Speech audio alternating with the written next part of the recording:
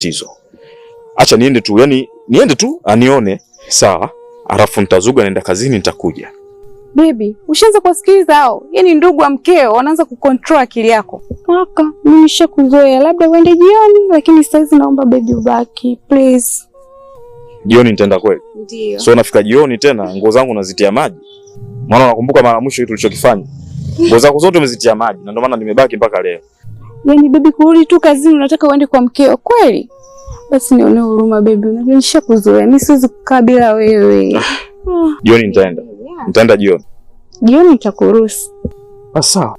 Haya, sawa twende.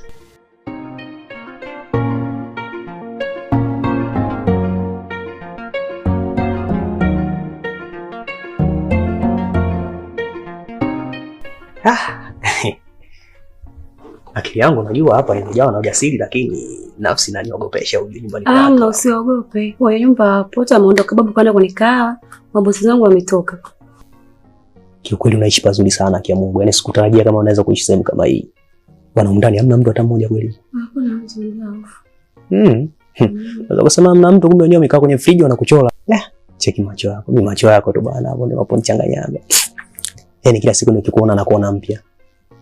Yaani mfano wa simu mpya iwashaona mteja akiwa dukani. Unajua simu ilivyokuwa na simu. Kwa yani kilio cha kile basi ndio unavong'aa. Mtoto mzuri wewe. Vipi? Mshahara wako ushapokea tayari? Nachukua kwa tarehe 20.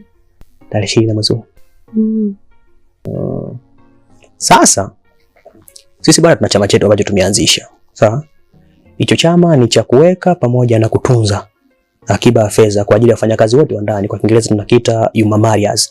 Yaani ni mfumo ambao utawezesha wafanyakazi wengi wa ndani kuweza kupata hata baadaye, kwa mfano mtu labda umekuja umestaafu kazi au umeacha na nini au hata matumizi yao vivyo ambavyo unafanya. Unajua wafanyakazi wengi wa ndani huko matumizi yao makubwa wanzio kununua viubuyu, kalanga, bali mpita screen nje, wanaona ndio matumizi makubwa, lakini kumbe kuna maisha mbele baadaye. Na katika kwa kuamua na kuwatengeneza katika mifumo ya kimazingira, sisi kuna chama tumekianzisha na mimi ndio msimamizi mkuu kwa hiyo chama. Sawa? Kwa hiyo nimeona kabisa nije nikupe taarifa hii hapa, na wewe nataka jina lako ndio liwe la kwanza. Unaona? Usichokijua mimi nina malengo makubwa.